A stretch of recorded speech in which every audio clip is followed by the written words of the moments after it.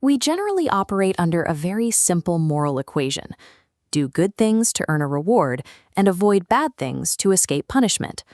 This is the baseline assumption of spiritual progress. But ancient tantric philosophy identifies a hidden friction in every choice we make. Every action generates a samskara, a mental reactive momentum. These are invisible tethers that keep us locked into a cycle of cause and effect. The source text presents a jarring paradox. Bad actions forge chains of iron.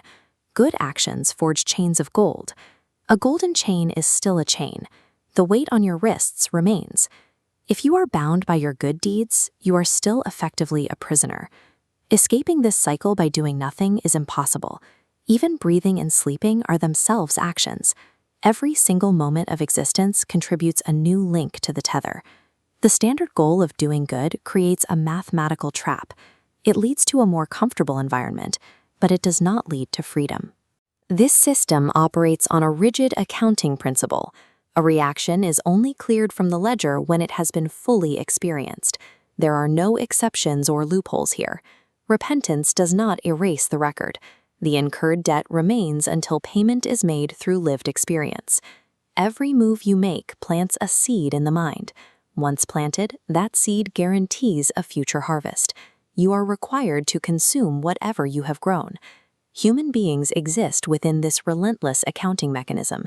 Every single output demands an equal and unavoidable payment in suffering or experience. When an action is purely mental, the math is straightforward, creating a perfectly balanced one-to-one reaction. However, performing a physico-psychic action, involving mind and body, creates a compounding reaction. This tips the scale violently, producing a consequence much larger than the original act. Our physical interactions with the world create a multiplier effect, rapidly driving our spiritual debt beyond our ability to pay it off through simple experience.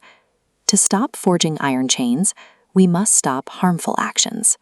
But we are still required to do good in the world.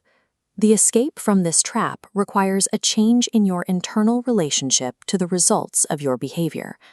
This involves an act of absolute surrender.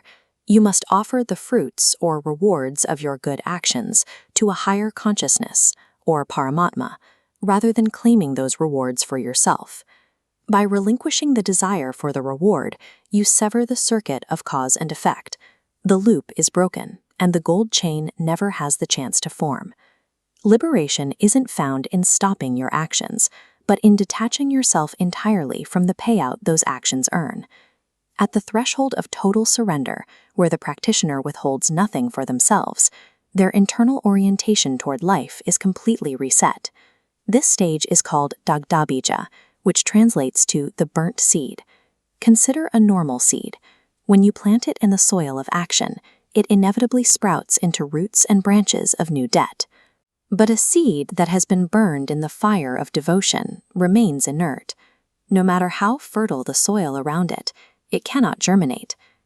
At this stage, the practitioner is immune to creating new bondage.